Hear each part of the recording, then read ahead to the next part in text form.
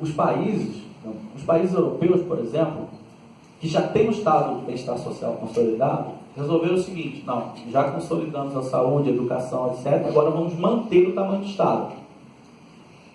Então estabeleceram uma regra para crescer conforme o PIB cresce. Então, conforme o PIB cresce, eu vou crescendo o gasto público. Aqui no Brasil eles querem colocar 0. Ou seja, a população cresce, a renda cresce, só que o Estado vai diminuindo relativamente ao resto. Isso é um problema enorme. Se isso passar desse jeito, vai ser uma tragédia aqui no Brasil. Porque a gente vai viver uma austeridade permanente. E a regra vale para 20 anos. É uma austeridade contratada para 20 anos. Por quê? Porque, no fundo, o gasto público, que é um dos componentes da demanda, que ajuda no crescimento, vai ajudar 0 no crescimento, todo ano. E aí a demanda privada vai ter que fazer um esforço muito maior para compensar essa austeridade. Ou seja, não vai dar certo, não vai estimular o crescimento e vai sucatear os serviços públicos, de uma forma geral. E aí o que fundamenta a ideia deles? É uma coisa muito banal e muito falaciosa. Quer dizer que a contração fiscal ela é expansionista. Nada mais ideológico que isso. Qual é a mediação?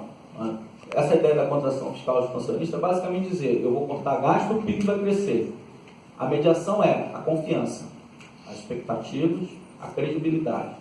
Então eu vou cortar gasto hoje, os agentes vão achar isso muito legal e vão investir, vão consumir, etc. Isso é o que Levi falava quando assumiu. Não, a gente vai fazer esse ajuste agora, no primeiro trimestre começa a crescer. Depois ele falou: não, no segundo semestre começa a crescer. Não, no final do ano cresce. Aí ele caiu e não cresceu. É a mesma coisa que eles estão falando agora.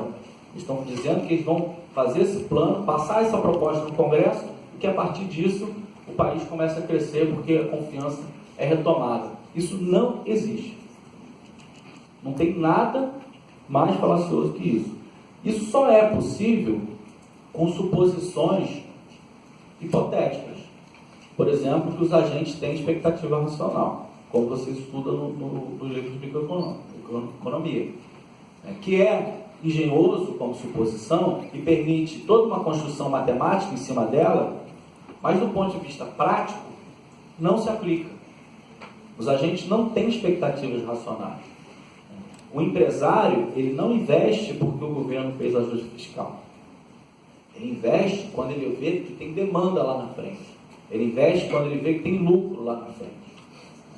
Se ele vê que a economia está no buraco, e que o governo está cortando gasto, e o gasto do governo é renda do setor privado, para que ele vai investir? O gasto público é renda do setor privado. Aliás, o meu gasto é renda de alguém. Se eu parar de gastar, alguém vai parar de receber.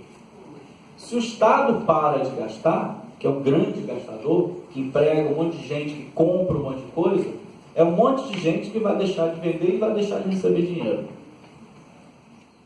Ou seja, impacta na economia diretamente. Não é? É o sujeito lá do bolsista da Unimep, que ganha uma bolsa, deixa de receber do Estado, e aí ele deixa de ir no boteco para tomar cerveja, por exemplo.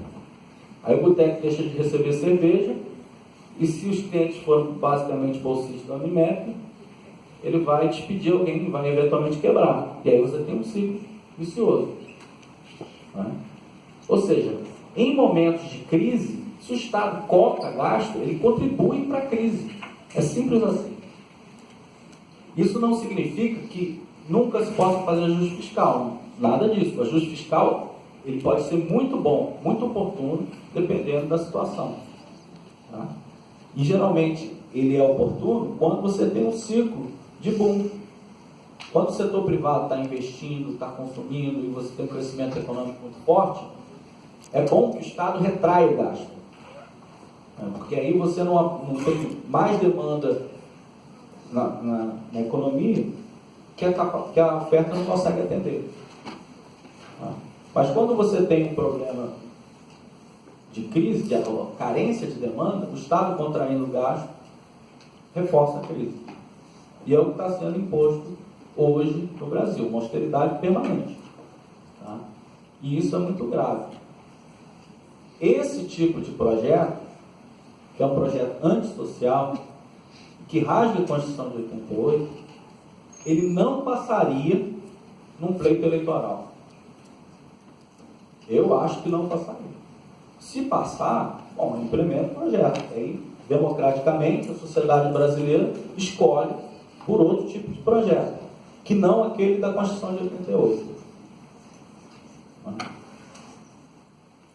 Mas eles querem implementar o projeto dessa forma, de uma forma antidemocrática para o governo que tem pouca credibilidade, ou nenhuma credibilidade, e pouca legitimidade. Na minha opinião, é um governo golpista, que não se sustenta democraticamente. Essa baixa sustentação não dá ao governo a possibilidade de fazer uma reforma desse tipo, de virar o país de cabeça para baixo.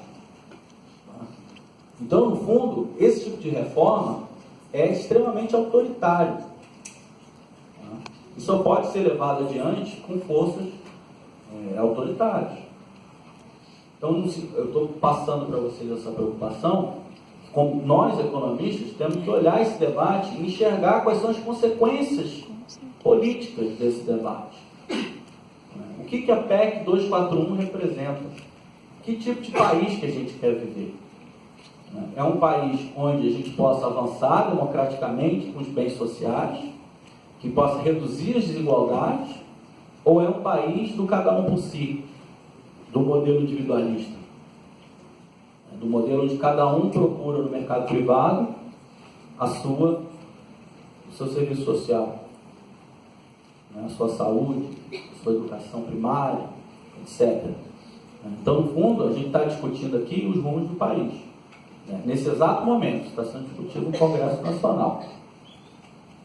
Eu, particularmente, aí eu acho que não tem o certo e o errado.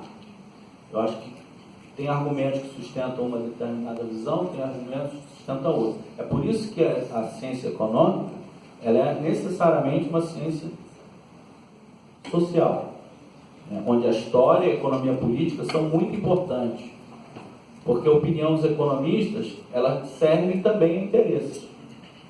Podem servir diretamente, podem não ser uma coisa direta. Você pode acreditar naquilo e ser usado por um determinado interesse econômico. Às vezes o que eu estou falando aqui pode chamar a atenção de alguém vai me convida para alguma coisa, etc. Como os economistas de mercado também falam coisas e são convidados para falar na Globo News, são convidados para fazer uma consultoria. Eu já falei na Globo News uma vez, só que eles não me convidaram de novo. Mas o poder econômico influencia muito os economistas. Os economistas de destaque geralmente são aqueles que defendem as ideias que são compradas pelo poder econômico. Não é? Aliás, a ciência econômica ela é um instrumento muito importante na luta ideológica e na legitimação de uma determinada ordem social. Tá? Tem toda uma discussão, uma conversa, meritocracia, etc., que justifica, por exemplo, o grau de desigualdade que a gente tem hoje no Brasil. Tem economista que acha que isso é normal. Até porque se a gente não achasse, se a sociedade como um todo não achasse isso normal, a gente teria uma revolta, contra essa situação. Ou vocês acham que não? Então a gente precisa de uma ciência